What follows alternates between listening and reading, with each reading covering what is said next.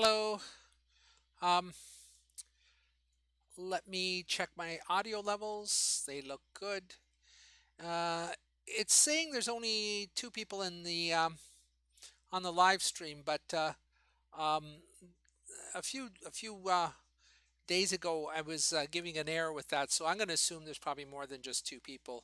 But if you can't hear me or anything, let me know. I mean, obviously, you'll let me know because you'll see my lips moving, but not hear me. But let's start. Today, I'm just going to continue with the problems that we were doing last time. We finished one problem, which was just a single mass, single box on a inclined plane. And today we're going to do two boxes that are attached by a string. We already did part A of question number two, and that is with a flat table, and there was a box on a flat table and another one dangling off of the end. We didn't do part B, so we'll pick up from there, and then we'll also do part another question number three here. And question number three will actually sort of combine question one and two. I'll put a box on an inclined plane, but it's also attached to another box which is dangling over the end. Okay, so let's start reading question number two here. Part A, a 13 kilogram box on a flat table with a coefficient of kinetic friction 0.25 is attached by a string to a 6 kilogram box dangling off of the end. What is the acceleration of the system? Okay, so like I said, we finished that one, and this is the kinetic example. Today we're going to do the static equivalent of that one. Okay, so we're going to repeat the whole thing, but we're going to assume that maybe the table surface is different or something like that, and the box is actually going to stick to the tabletop. It's not going to be able to move, so there's enough friction to prevent it from sliding. And I want you to find the coefficient of static friction this time. Okay, now technically speaking, you're not going to find a value, you're going to find a range for the coefficient, and that's because as long as the coefficient is above some minimum, the box won't slide. It's only if it's below that it would slide and you wouldn't be in the static situation. Okay, so let's begin and begin by drawing a picture. So here's the tabletop, like that.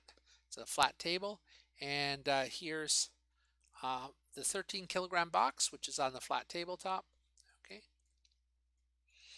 and we have a 6 kilogram mass here, like that, and the two are attached to one another by a string, and there's a pulley keeping the string in place, like that. Okay, so there's physically what you would see, and the next step is to start putting in the forces, doing the free body diagrams for each of the masses. Now there are two masses, obviously, and so we're going to have to do two independent free body diagrams. Okay, and so let's actually do the free body diagram for the 6 kilogram first.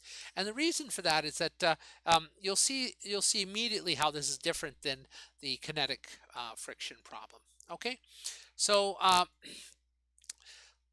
the first force that we'll look at is gravity, straight down. Okay, and it's calculated by mg, but we'll call this one m2g because there are two different masses. Okay, so there's this one is m2 and this one is m1 here, like that. Okay, so m2g, and if you multiply 6 times g, will round off to 10. That's 60 newtons, like that. And there you go. That's the weight of the box. Okay. Now, if that's the only force that there would be on the box, it would just be free falling. So there is another force which is preventing it from moving, and that is the force of tension up due to the string. And we are in the static situation, which means that F net must equal 0 for both boxes. Okay? Like if you're not moving, then acceleration is 0, and if the acceleration is 0, then the net force has to be 0. And so unlike the previous problem, the kinetic energy that we did on Wednesday, where I wasn't able to say what the tension was, I can immediately say what the tension is this time because these two have to cancel. Okay, you see, last time I couldn't say what it was because the box was dropping. And so the only thing I could say was that Ft was less than 60 newtons. But I couldn't give you an exact number. It had to be less than 60 newtons because this thing was going to be accelerating down like that. Okay? But this time it's not accelerating. All right? And so Ft has to exactly cancel the 60 newtons so that it's neither moving up nor moving down. All right? And so we've got immediately the value of Ft here.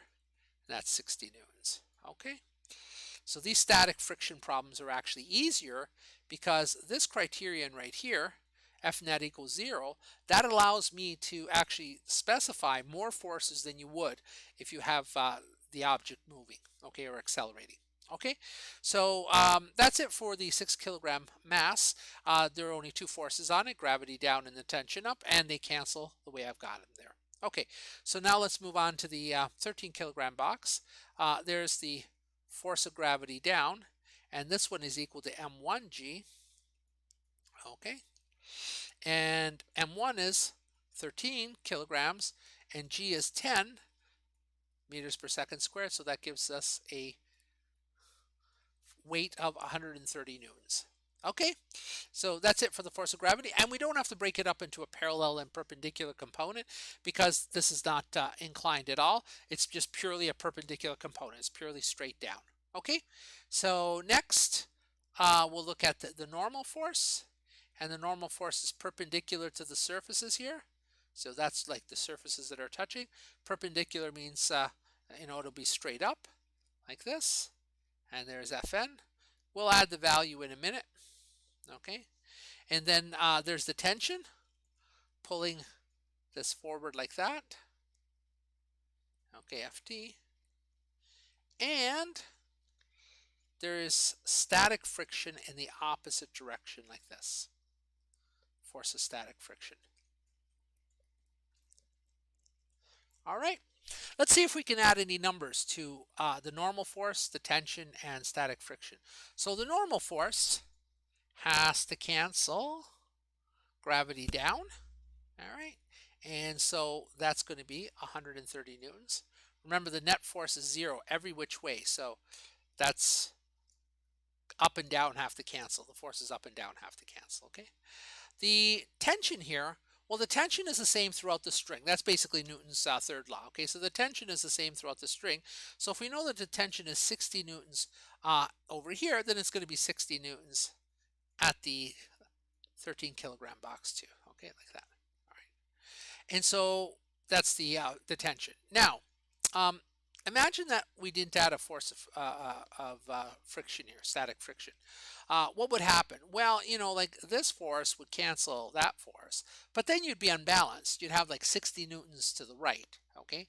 But the box isn't going anywhere, so we need 60 newtons to the left in order to balance the forces, and so you can immediately conclude that the force of static friction is 60 newtons.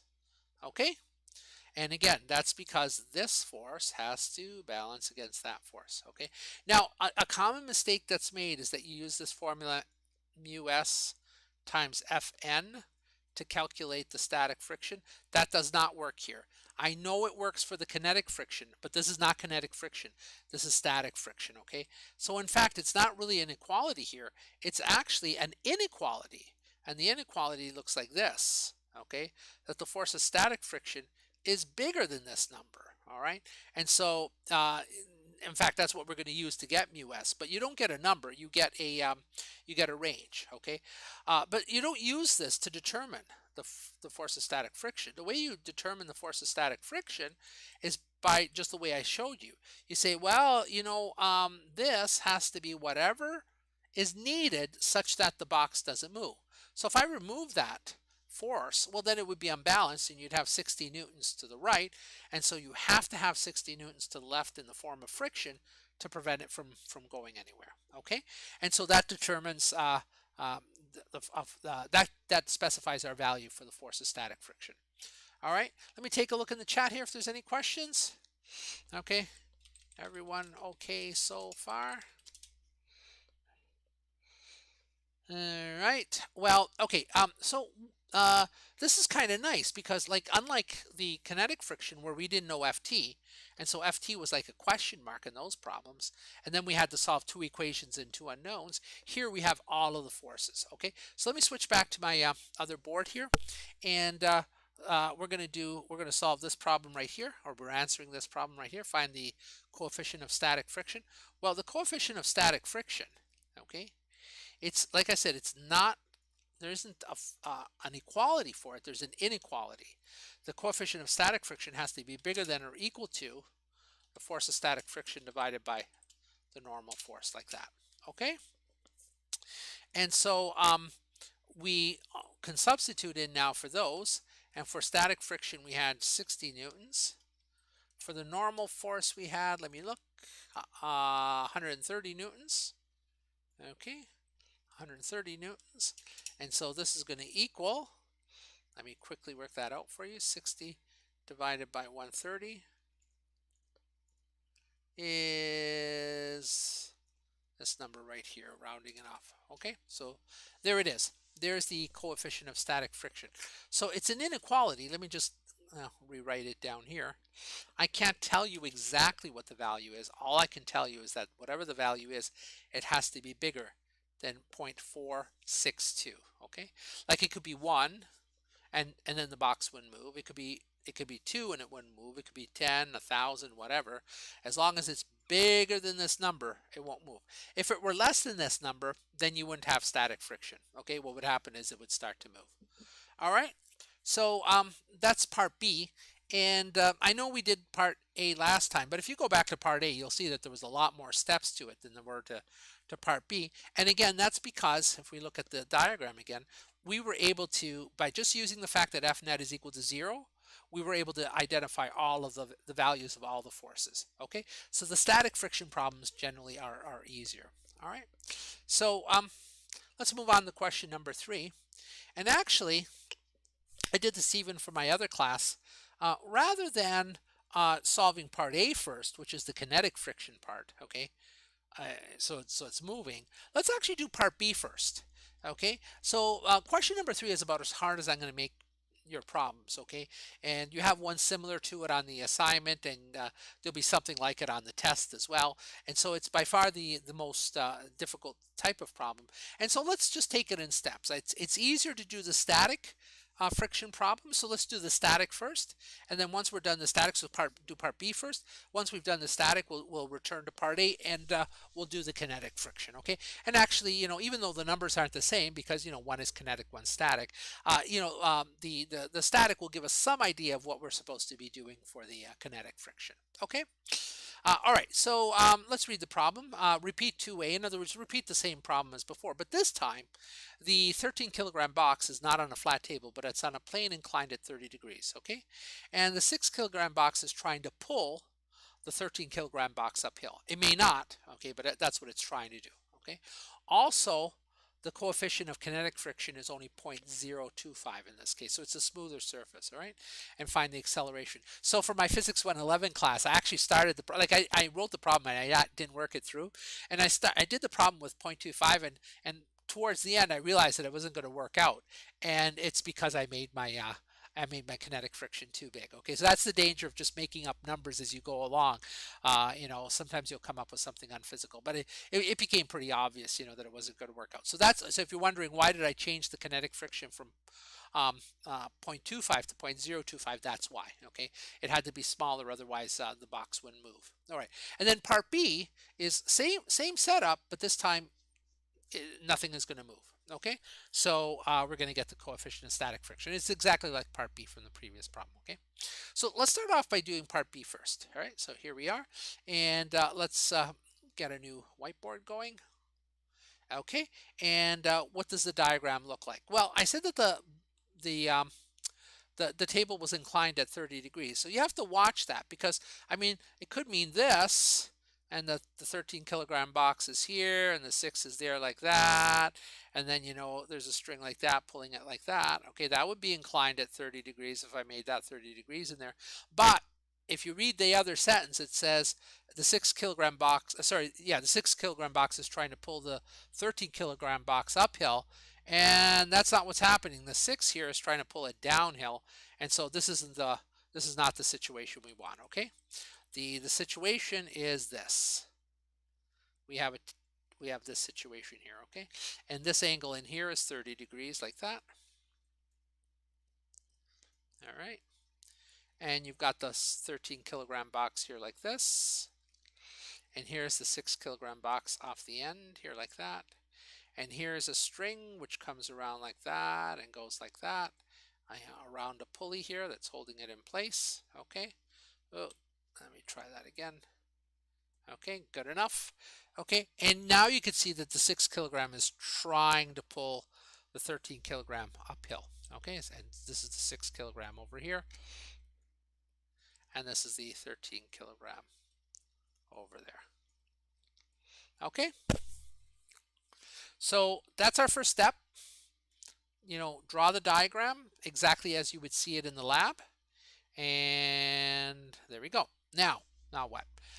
Well, let's start with the 6 kilogram box just like we did last time. And let's see if we can identify all the forces. So there's a force of gravity, and that's straight down like this. And it's m2g, and it's still going to be 60 newtons. Okay? So there you go. There's your force of gravity, 60 newtons. I mean, none of the numbers change, so you're going to get the same value for the weight, 60 newtons. And then you have tension up like this. Okay, Ft. And we are in the static situation. So once again, we have that F net is equal to 0. What does that mean? It means that this force must cancel that force. They must cancel. And so this one's 60 newtons. Okay, that was easy enough. Okay. And there are no other forces on the 6 kilogram box. Okay, so we're done with the free body diagram there. Let's go to the 13 kilogram, and let's start off with gravity. We have gravity, 2 components, okay? Like that and like that. All right, this component here is calculated by doing m, and we should call it m1g cosine theta, like that. And so m1 is 13, g is 10, the theta is 30 degrees, and that works out to, let me see here, I've got my answer written down from earlier. That turns out to be 112.6. 112.6 newtons. Okay? And the other one is, once you identify that one of them is the cosine, the other one has to be the sine. So if you just do m1g sine theta, you're going to get the value for this one, and this one turns out to be 65. Okay? Newtons. All right. So m is 13, g is 10, so mg is 130. And sine of theta, sine of 30 degrees, sine of 30 degrees is one of these numbers that you should memorize. Sine of 30 degrees is a half. A half of 130 is 65. Okay, so mg sine theta will turn out to be 65. All right, so there we go. There's gravity already broken up into the parallel and perpendicular components. And let's now do the normal force. So let me show you a mistake that students often make. Well, not that often, but they make it sometimes.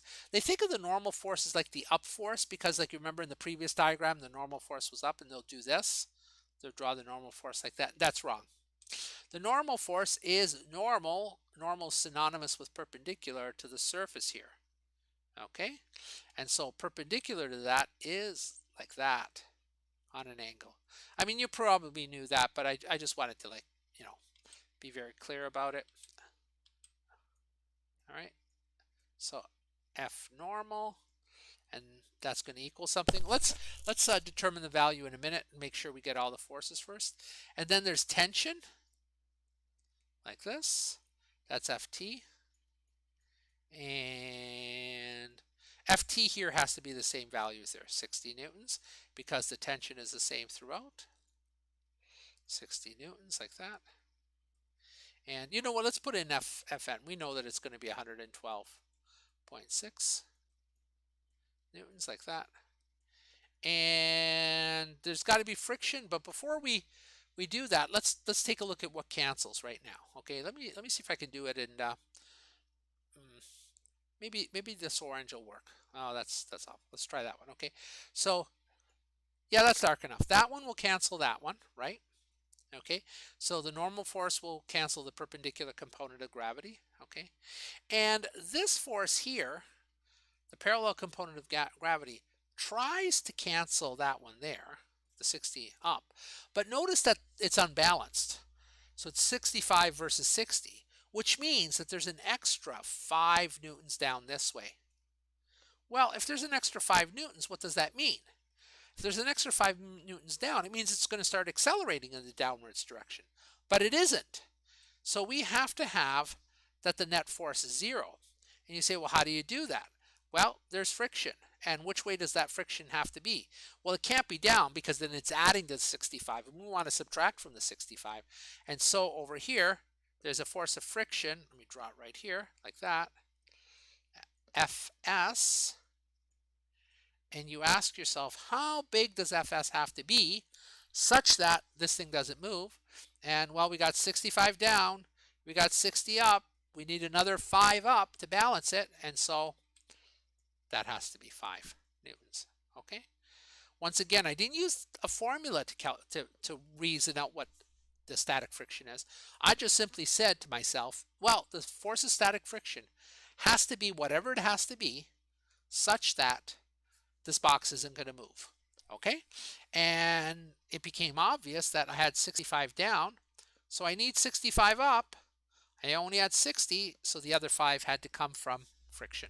Okay, so that's how you reason out, what the force of static friction is going to be. All right, and once again, being a static friction problem, we have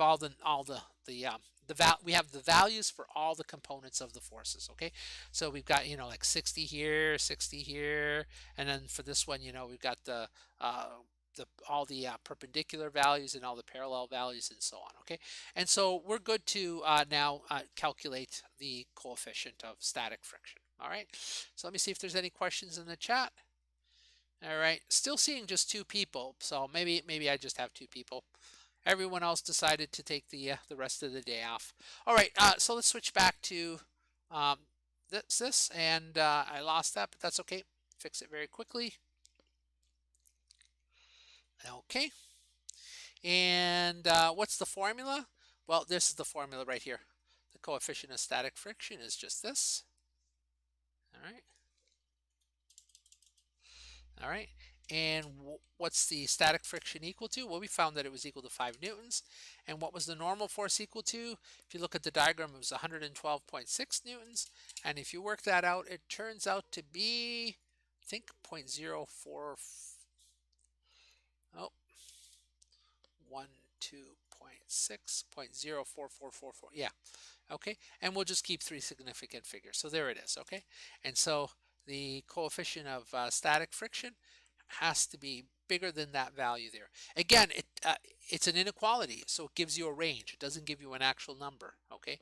Like if you were to experimentally measure it, maybe you would find that it's 1, maybe you find that it's 2 or whatever. All that you can say is that it's bigger than this number. It cannot be less than that number, okay? By the way, there's also this, I didn't mention it in the pre-recorded lecture, but it turns out that actually, no, it's not it's actually a strict inequality. It turns out that the coefficient of kinetic friction is less than, it's always less than the coefficient of static friction, okay? And that just turns out to be true experimentally, okay? And you'll actually do that in the, you're gonna have a lab on friction, and you'll actually show that kinetic friction, you'll work out the kinetic friction and the static friction, and you'll always find that the static friction is a bit higher. And the reason is that, when 2 things are locked together, it usually takes an extra big push to get them to break apart, but once they break apart, they start to slide, okay? And so that extra push, that's what makes the static friction bigger. So in this case, we had the static friction of 0.44 like this, okay, and so whatever the kinetic friction is, it has to be less than that. The coefficient has to be less than that. And in my problem originally, when I made the mistake, I had 0.25.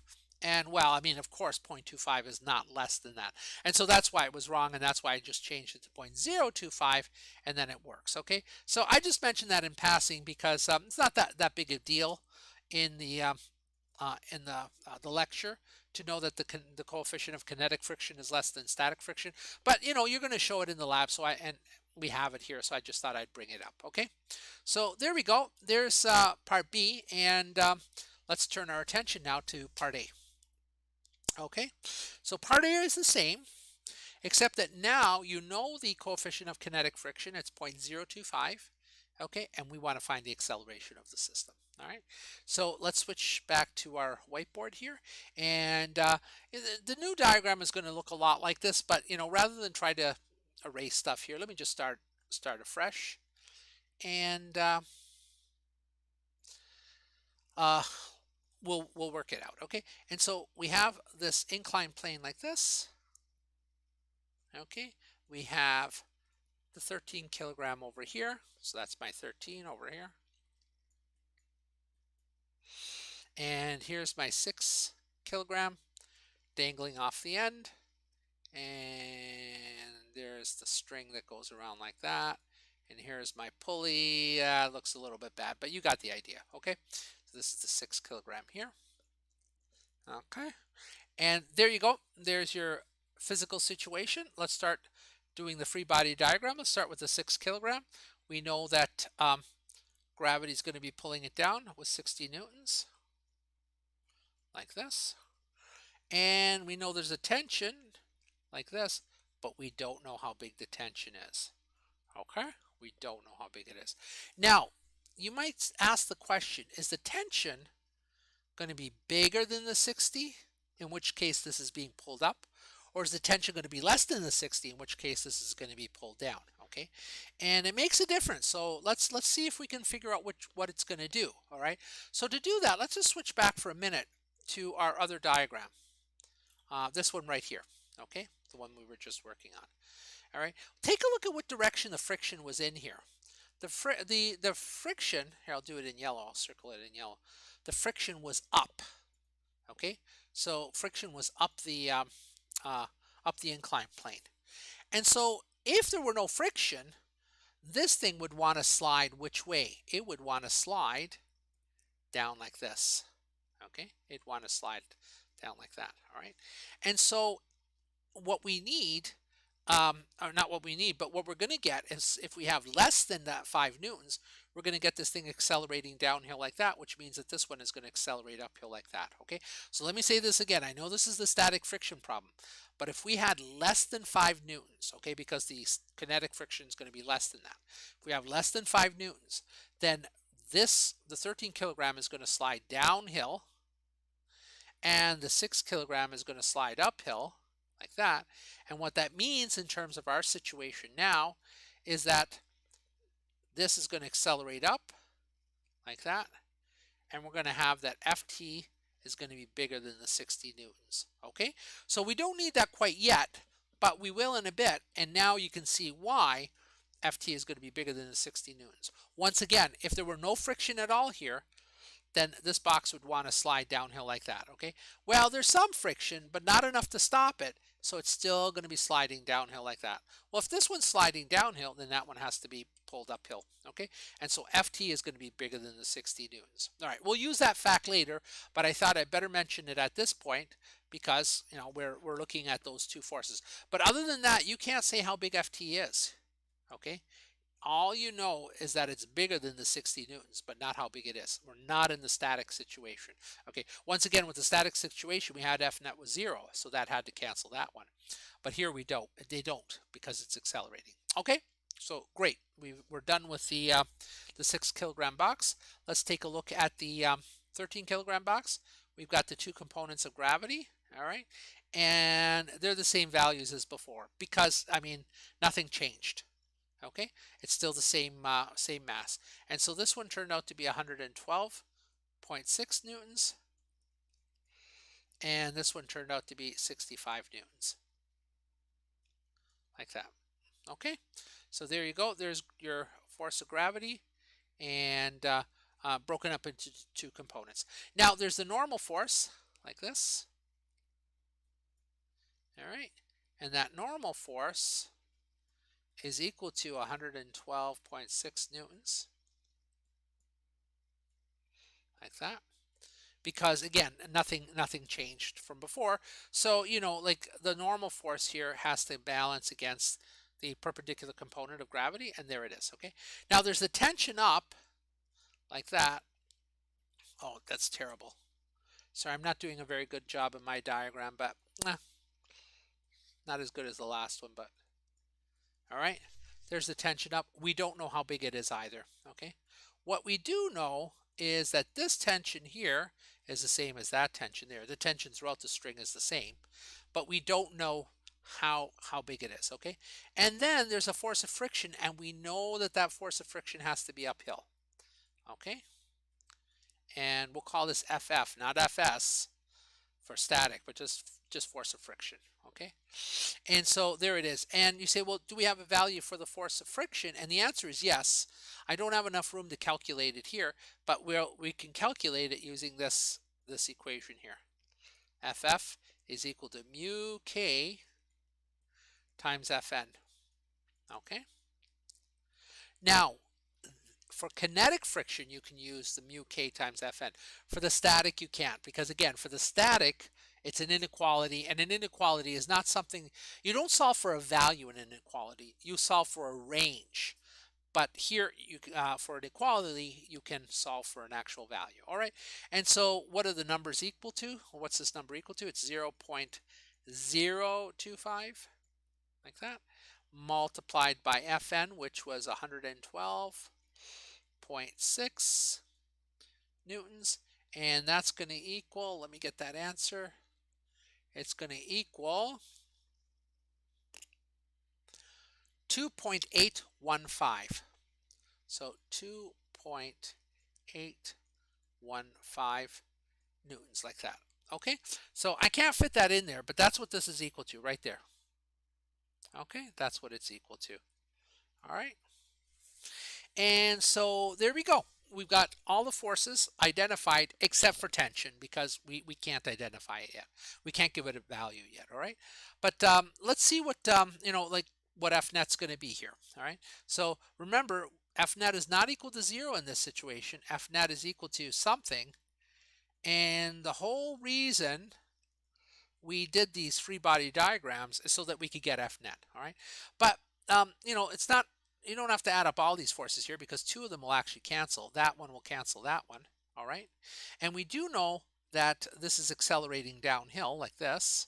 And so we know that the 65 is going to be bigger than these other two, okay? And so F net is going to be the 65 minus these two, okay? The 65 is winning, all right? So it's actually pulling the 13 kilogram box downhill, but it's being decreased by whatever Ft is, and minus also Ff, okay? So it's going to be 65 minus the 2.815 here from the friction, minus also the tension, and that'll be the net force on the 13 kilogram. For the 6 kilogram, this force here is going to be beating that one, okay? And so you're going to get that the net force is going to be Ft minus 60, all right? So let me switch to the other whiteboard here like that. And you know what? I can very quickly cut and paste the answer so I don't waste your time with me typing a lot of stuff. There's this. And there is also this. All right. And let me make sure that I didn't lose. Okay, good. I didn't lose the screen. Okay, so basically this is just transcribed what I did on the other whiteboard. Okay, and so now we can say, okay, for the 13 kilogram box here, all right, I can say that F net is going to be what's winning? The 65 newtons downhill. That's winning.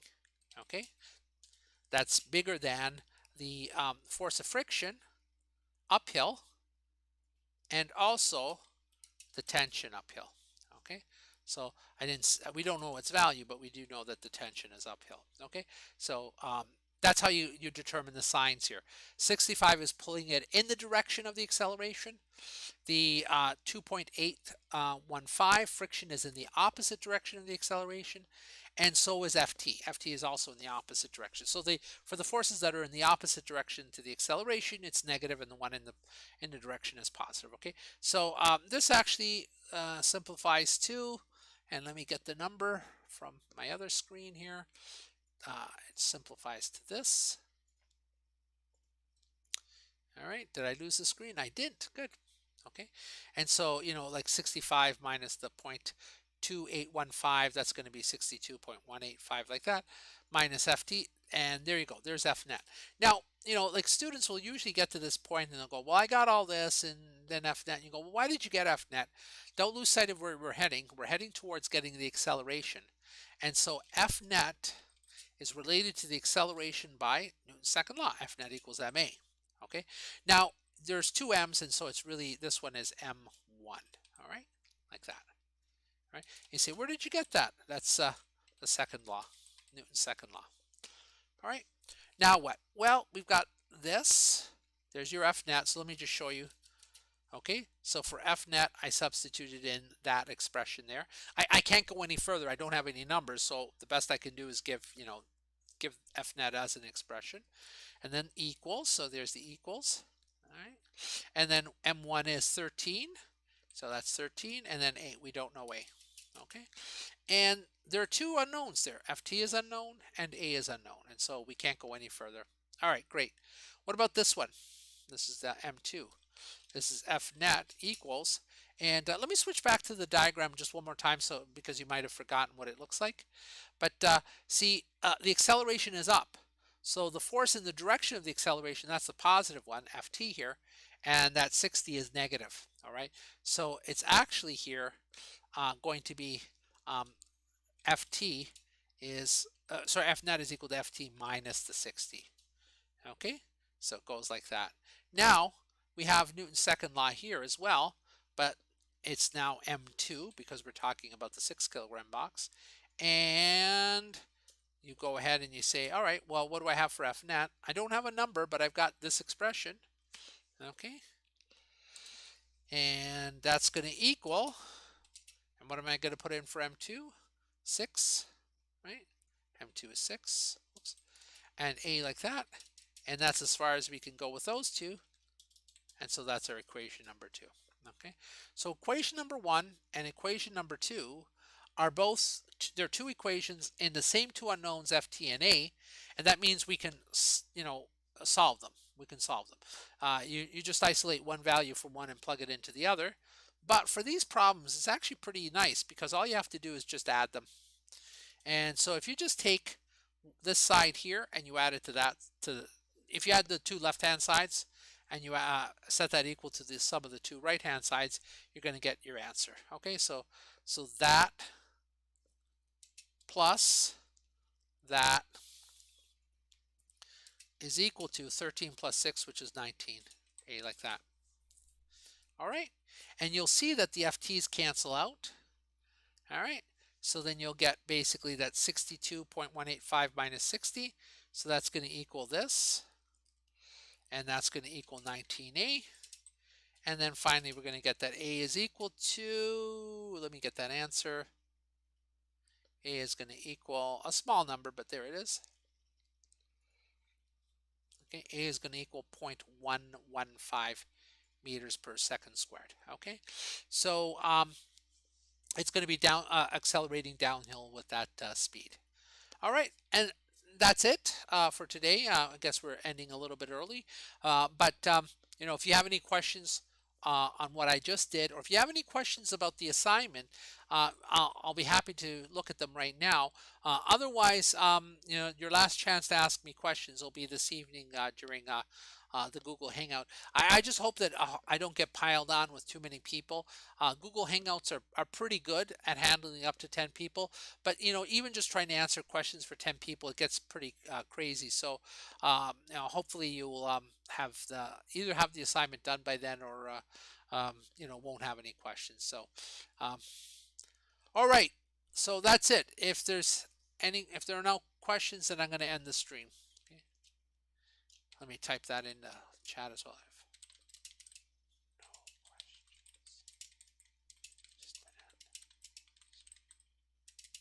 Everyone okay then?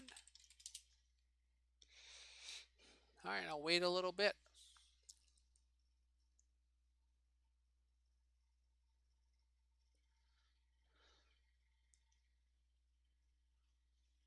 All right, no responses. I'm going to assume everyone's okay. All right then, bye-bye.